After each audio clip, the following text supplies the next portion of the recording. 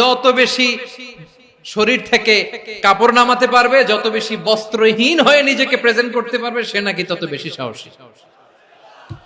আমার চট্টলার ভাইয়েরা, শয়তানের প্রথমে এজেন্ডা ছিল বনি আদমকে বস্ত্রহীন করা।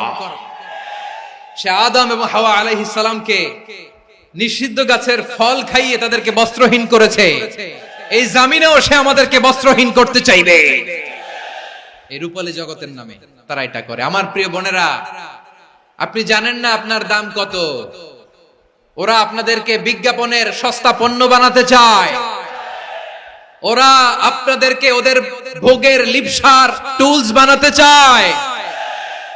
ওরা আপনাদেরকে দিয়ে ওদের খায়েশ পূরণ করতে চায়।